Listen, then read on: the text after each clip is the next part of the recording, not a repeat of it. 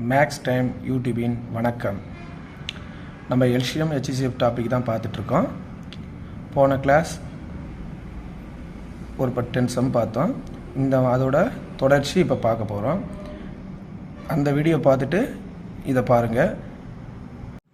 இந்த வீடியோ பிடிச்சிருந்தா சப்ஸ்கிரைப் பண்ணுங்கள், லைக் பண்ணுங்கள், ஷேர் பண்ணுங்கள், பெல் பட்டனை ப்ரெஸ் பண்ணுங்கள். நோட்டிஃபிகேஷனில் டெய்லியும் போடுற வீடியோ உங்களுக்கு நோட்டிஃபிகேஷனில் வந்துடும். இப்போது LCM topic part 2 second day பார்க்க போகிறோம். சிம்பிளான கணக்கு தான், ரொம்ப கஷ்டம் இல்லை. எல்லாமே சிங்கிள் லைனில் போடக்கூடிய கணக்கு தான். இப்போ இந்த கணக்கு பார்க்க போகிறோம். விகிதம் 13:14 அவற்றின் HCF 23 எனில் அந்த இரு எண்கள் என்ன? 2 ரேஷியோ கொடுத்துட்டாங்க, HCF கொடுத்துட்டாங்க. அப்போ 2 நம்பர் மட்டும்தான் கேட்குறாங்க. இது எப்படி சிம்பிளாக போடலான்னு பாருங்கள். ஒரே லைனில் போட்ட வேண்டியது தான். First 13x 14x. நம்ம எக்ஸ் எப்போவுமே ரேஷியோ வந்துன்னா எக்ஸை சேர்த்துக்கிறோம். இந்த HCF நம்ம எப்போவுமே என்ன சொல்கிறோன்னா, இதை நான் எக்ஸ்ன்னு சொல்கிறேன். ஏன்னு சொல்கிறேன்னா, 2 ரேஷியோ கொடுத்துருந்தால், 2 ரேஷியோவோ 3 ரேஷியோ கொடுத்துருந்தா அந்த நம்பர்ஸ் கேட்டாங்கன்னா எதுவும் பண்ண தேவையில்ல. இந்த HCF தான் நம்ம எக்ஸ்ன்னு எடுத்துக்கிறோம். அந்த ரேஷியோ கூட மல்டிப்ளிகேஷன் பண்ணோம், வேறு எதுவும் பண்ண தேவையில்ல. நீங்கள் 13 23 14 × 23 மல்டிப்ளிகேஷன் பண்ணால் என்ன வருதுன்னு பாருங்கள். 23 × 13 9 6 3 2 9 9 2 299 ஒரு நம்பர். இப்போ அடுத்தது இப்போ 23 × 14 மல்டிப்ளிகேஷன் பண்ணால் 12 மீதி 1 8 9 3 2 2 2 3. அப்போ இன்னொரு நம்பர் 322. இது தாங்க ஒரு நம்பர் 299, இன்னொரு நம்பர் 322. இதுதான் சிம்பிளாக போட்டுடலாம். எதுவுமே இல்லை, ஒன்றும் இல்லை. இது மட்டும் ஞாபகம் வச்சுக்கணும். இரு எண்களின் விகிதம் 13:14 சொல்கிறாங்க. ரேஷியோ விகிதத்தை கொடுத்துருந்தாங்கன்னா HCF கொடுத்தா அதான் கூட ரேஷியோ கூட மல்டிப்ளிகேஷன் பண்ணிக்கணும். அவ்வளோதான், வேறு எதுவுமே இல்லை. மல்டிப்ளிகேஷன் பண்ணிங்கன்னா அதோட நம்பர் வந்துடும். அவ்வளோதாங்க. அடுத்த சம் போகலாம். இரு எண்களின் விகிதம் 3:4 அவற்றின் HCF 4 எனில் எல்சிஎம் என்ன? இது எப்படி சிம்பிளாக போடலான்னு பாருங்கள். அதே மாதிரி தான் ரேஷியோ கொடுத்துருக்காங்க, HCFும் கொடுத்துருக்காங்க. இப்போ அங்கே என்ன கேட்டாங்க? 2 நம்பர்ஸ் கேட்டாங்க. இங்கே எல்சிஎம். அப்போது நம்ம 2 நம்பர்ஸ் கண்டுபிடிச்சிட்டு அதிலேருந்து எல்சிஎம் கண்டுபிடிக்கணும். எப்படி சிம்பிளாக போடலாம் பாருங்கள். 3x 4x. HCFனா சொல்லியிருக்கேன் 4ன்னு சொல்லியிருக்கேன். அதுதான் எக்ஸ் தான் 4. 4 3 × 4 4 × 4 மல்டிப்ளிகேஷன் பண்ணால் 12 16. 2 நம்பர் கண்டுபிடிச்சிட்டோம். 12 16. இதோட எல்சிஎம் என்னன்னு பார்க்க போகிறோம். 12 16 ÷ 4 அடிக்கலாம். 3 முறை 4 முறை, அடுத்தது 3 1 1. அப்போ 4 × 4 × 3 16 48. அப்போ எல்சிஎம் எவ்வளோ? 48. அவ்வளோதாங்க. 2 நம்பர்னு கேட்டால் 12 16. அதில் எது இந்த கணக்கில் வேறு மாதிரி கூட கேட்கலாம். அதில் எது சிறிய நம்பர்னு கேட்டால் 12, பெரிய நம்பர்னு கேட்டால் 16. இந்த இரு எண்களுக்குரிய வித்தியாசம்னு கேட்டால், இந்த 2 நம்பருக்குரிய வித்தியாசம்னு கேட்டால் 4. ஒரே சம்மில் எப்படி ஒன்றாலும் கணக்கு கேட்கலாம். எல்சிஎம் கேட்டிருக்காங்க இப்போது 48. சரி, இது மாதிரி தாங்க. அடுத்த சம்மு. இரு எண்களின் விகிதம் 2:3 அவற்றின் எல்சிஎம் 150 எனில் அந்த இரு எண்கள் என்ன? ஃபஸ்ட்டு முன்னாடி பார்த்த கணக்கு பார்க்கும்போது ரேஷியோ கொடுத்துட்டாங்க, HCF கொடுத்தாங்க, 2 நம்பர் கேட்டாங்க, அப்புறம் எல்சிஎம் கேட்டாங்க. அதை கண்டுபிடிச்சோம். இப்போ என்ன பண்ணியிருக்காங்க? ரேஷியோ கொடுத்து எல்சிஎம் கொடுத்துருக்காங்க. இப்போ நம்பர்ஸ் கேட்குறாங்க. இது எப்படி போடலான்னு பாருங்கள். அதே தான் எப்போவுமே 2x 3x ஓகேங்களா. இப்போ என்ன பண்ணோம்னா நம்ம முன்ன என்ன சொன்னோம், ஹெச்சிசிஎஃப் வந்து நம்ம எக்ஸ்ன்னு எடுத்துக்கணும்னு சொன்னேன். ஹெச்சிசிஎஃப் வந்து எக்ஸ்ன்னு எடுத்துக்கிறோம். ஹெச்சிசிஎஃப் கொடுத்தனா ரேஷியோட மல்டிப்ளிகேஷன் பண்ணுறேன். ஆனால் எல்சிஎம் கொடுக்கும்போது ரேஷியோட மல்டிப்ளிகேஷன் பண்ணக்கூடாது. அப்போது ரேஷியோ மட்டும் மல்டிப்ளிகேஷன் ஃபஸ்ட்டு ரேஷியோ மல்டிப்ளிகேஷன் பண்ணுங்கள். 6 2 × 6 2 × 3 6. அப்போ 6x 150. அப்போ x = 150 / 6. அடித்த எத்தனை முறை போகும்? x வந்து 25. இப்போ நான் x வந்து 25. அப்போ எக்ஸ்ன்னு என்ன சொல்லியிருக்கேன்? HCF. எக்ஸ்னா HCF. அப்போது 2 ரேஷியோ இருக்குது. இப்போ நம்ம HCF கண்டுபிடிச்சிட்டோம். அப்போ இதை மல்டிப்ளிகேஷன் பண்ணி போகிறோம். அவ்வளோதான்.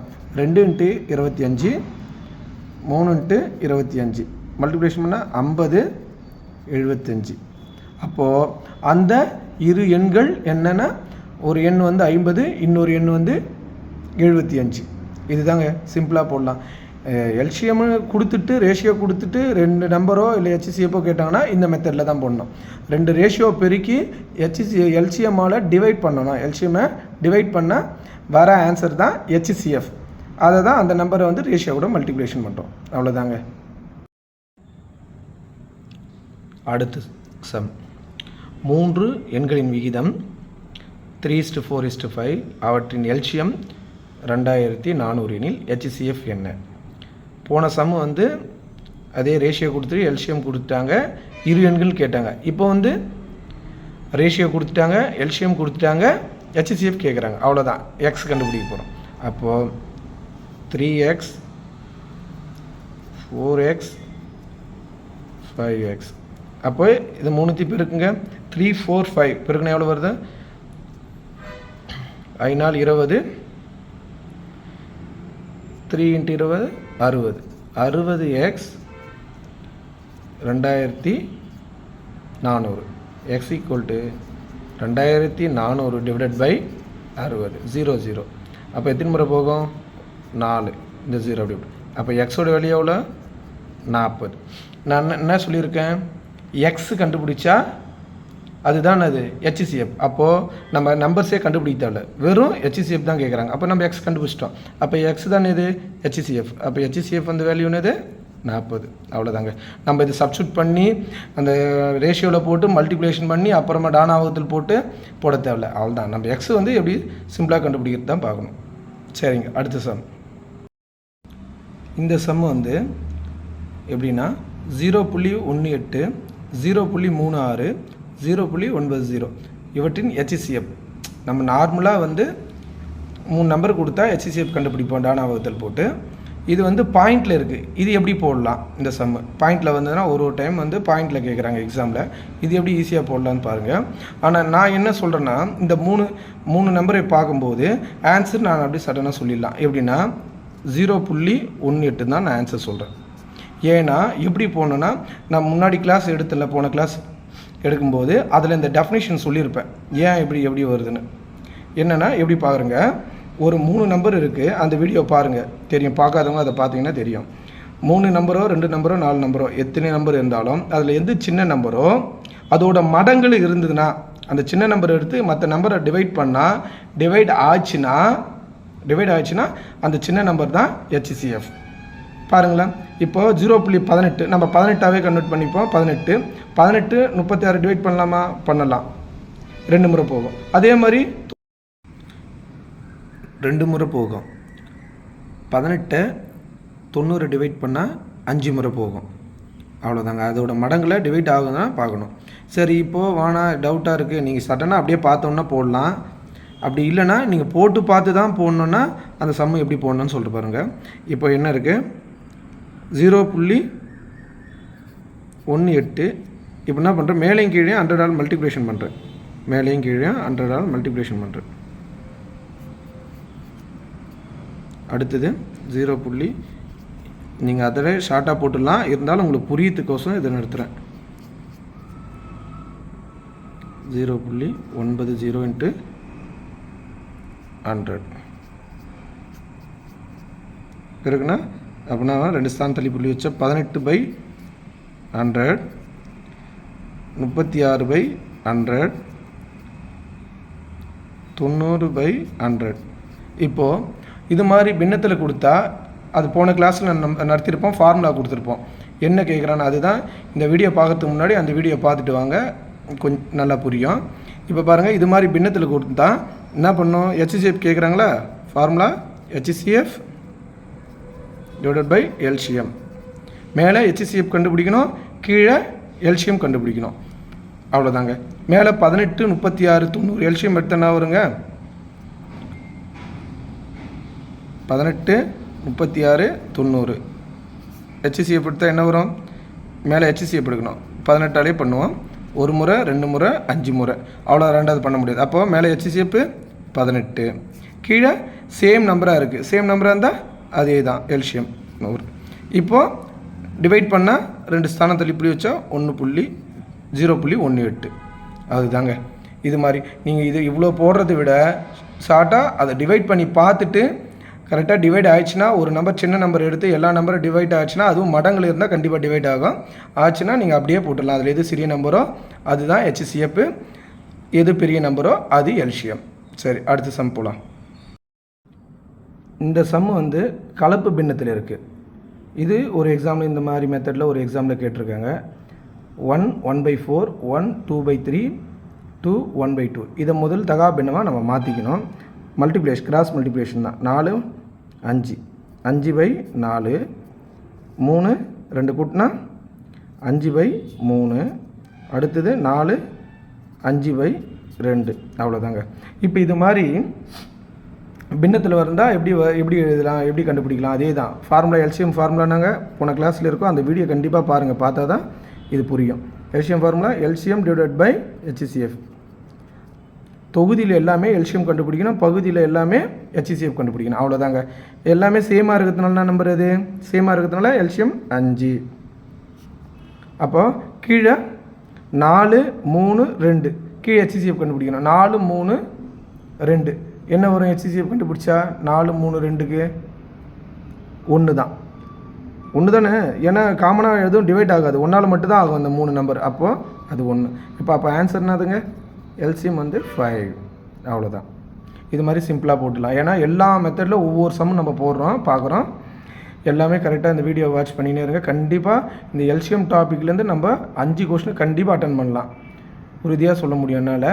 இந்த டாப்பிக்கில் 5 கணக்கு கண்டிப்பாக அட்டன் பண்ணலாம். சரி, அடுத்த சம் பார்க்கலாம். இந்த சம் பாருங்கள். இரு எண்களின் கூடுதல் 20, அவற்றின் பெருக்குத்தொகை 96 எனில் HCF என்ன? 2 நம்பர் கொடுத்து ஒரு LCM கொடுத்துருந்தாங்கன்னா நம்ம கண்டுபிடிக்கலாம் ஃபார்முலா போட்டு. இது 2 நம்பரையும் கூட்டி 20ன்றாங்க, அவற்றின் பெருக்குத்தொகை 96ன்றாங்க. அப்போ அதை ரெண்டுத்துலேருந்து நம்ம HCF கண்டுபிடிக்கணும். இதுவும் பாருங்கள் சிம்பிளாக போட்டுடலாம். கொஞ்சம் பாருங்கள், நம்ம ஃபார்முலா வச்சு இந்த சம்லாம் போடல. பாருங்கள், கணக்கில் கொடுத்துக்கிறது வச்சு தான் போடுறோம். 96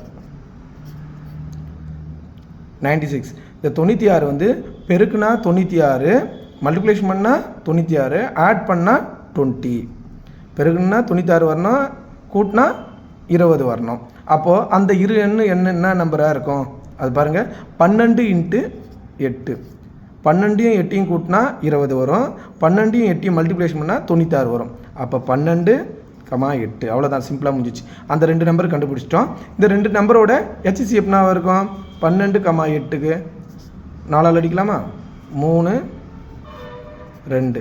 அப்போது அவ்வளோதான், அதுக்கு மேலே டிவைட் ஆகாது. அப்போ HCF 4. சிம்பிளாக முடிஞ்சிச்சு பாருங்கள். இந்த கான்செப்ட் கரெக்டாக புரிஞ்சுக்கினீங்கன்னா கரெக்டாக போட்டுடலாம். இது ரொம்ப கஷ்டமான டாப்பிக்லாம் இல்லை, கரெக்டாக புரிஞ்சுக்கணும். சரி, அடுத்த சம்ம. இரு எண்களின் கூடுதல் 216, அவற்றின் HCF 27 எனில் அந்த இரு எண்கள் என்ன? 2 நம்பர் கொடுத்துட்டாங்க, 2 நம்பரோட கூடுதல் வந்து 216ன்னு சொல்லிட்டாங்க, HCF வந்து 27ன்னு சொல்லிட்டாங்க. அந்த இரு எண்கள் என்ன? அப்போ அந்த இரு எண்கள் எப்படி கண்டுபிடிக்கணும்னா பாருங்கள், A/Bன்னு வச்சுக்கிறேன் நான். ஓகேங்களா? இப்போ என்னன்னா இது AB, அந்த 2 நம்பரோட கூடுதல் நான் என்ன சொல்லியிருக்கேன்? HCFனா என்ன சொல்லியிருக்கேன்? Xன்னு சொல்லியிருக்கேன். அப்போது AX BX அப்படியே மல்டிப்ளிகேஷன் பண்ணணும்னு சொல்லியிருக்கேன். அப்போ 27A 27B. அப்போது இந்த ரெண்டு நம்பரோட கூடுதல் எவ்வளோ? 216. பாருங்கள், சிம்பிளாக போட்டுடலாம். பாருங்கள், 27A + 27B ரெண்டுத்தையும் கூட்டினா 216. இப்போ என்ன பண்ணுறோம்? AB மட்டும் நம்ம 27 வெளியே எடுக்கிறோம். A + B. அப்போ A + B வந்து டிவைட் 7ஆல் டிவைட் பண்ணால் எத்தனை முறை போகும்? 216. 27 டிவைட் பண்ணால் எத்தனை முறை போகும்? 8 முறை போகும். அப்போது A + B வந்து 8ன்னு சொல்கிறோம் நம்ம. இது எப்படி எழுதலான்னா, இது மாதிரி நம்பர் வரும்போது 8 இருக்குங்களா, இதை வந்து நம்ம ஒரு பகா எண்ணாக பிரிக்கணும். சிம்பிளாக பாருங்கள், பகா எண்ணாக பிரித்தா எப்படி வரும்? 1,7ன்னு பிரிக்கலாமா? 1,7 இது ஷார்ட்கட்டாக போடுறது. 1,7. அப்போ என்ன பண்ணலான்னா, இப்போது இந்த 27 ஒரு இது ரேஷியோன்னு நினச்சிக்கோங்க. இந்த ரேஷியோ கூட இந்த 27 மல்டிப்ளிகேஷன் பண்ணுங்கள். 1 × 27, 7 × 27. அப்போது 27 இது பெருக்குன்னா 9, மீதி 4, 2 நாள் 14, 18. அப்போ ஒரு நம்பர் 27, இன்னொரு நம்பரும் 189. அவ்வளோதாங்க, 2 நம்பர் கண்டுபிடிச்சாச்சு. இது மாதிரி போடணும். கொஞ்சம் பாருங்கள், இந்த கணக்கு கொஞ்சம் நல்லா பார்த்தா புரியும். மறுபடியும் சொல்கிறேன் பாருங்கள். இரு எண்களின் கூடுதல் 216, அவற்றின் HCF 27 எனில் அந்த இரு எண்கள் என்ன? 2 நம்பரு ABன்னு நம்ம எடுத்துக்கிறோம். எப்போவுமே ரேஷியோ கூட HCF மல்டிப்ளிகேஷன் பண்ணிக்கணும்னு சொல்லியிருக்கேன். அதுதான் X தான் HCF வந்து 27. அதை மல்டிப்ளிகேஷன் பண்ணால் இப்போ இது ரெண்டும் கூட்டுறோம். எவ்வளோ வருதுன்னா 216 அவனே கொடுத்துட்டான். இது 27 வெளியே எடுத்துகிட்டு அடிக்கிறோம் 8. இந்த 8 எப்படி பிரிக்கலாம் நம்ம வசதிக்கோசம்? அதுவும் பகா என்ன பிரிக்கணும்? 1,7. அப்போ பிரிக்கும்போது 1,7 1 கூட 27 அந்த HCF இருக்குன்னா அந்த நம்பர்ஸ் இரு நம்பர் வந்துடும். இருக்கும்போது 27, இது 189. சரி, அடுத்த கணக்கு பார்க்கலாங்க. இந்த சம் வந்து இந்த மாடலில் வந்து எப்போவுமே எக்ஸாமில் கேட்டுட்ருக்காங்க. இப்போ குரூப் 1 எக்ஸாமில் இது மாதிரி மாடல் கேட்டிருக்காங்க. பாருங்கள், இரு எண்களின் HCF 8 எனில் அந்த எண்களின் LCM கீழ்கண்ட எந்த எண்ணாக இருக்கக்கூடாது? இந்த சம் பார்த்துக்குங்க. HCF 8 கொடுத்துட்டாங்க.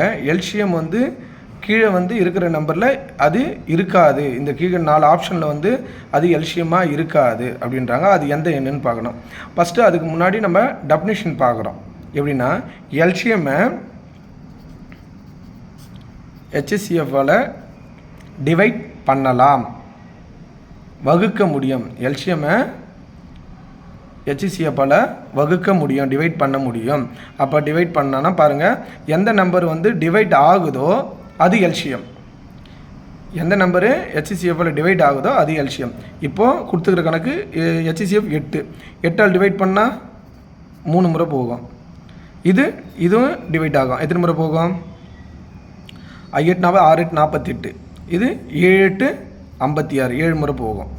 அப்போது இது 8ஆல் அடிப்படுமா? அடிப்படாது. அப்போது என்ன சொல்கிறாங்க கணக்கு?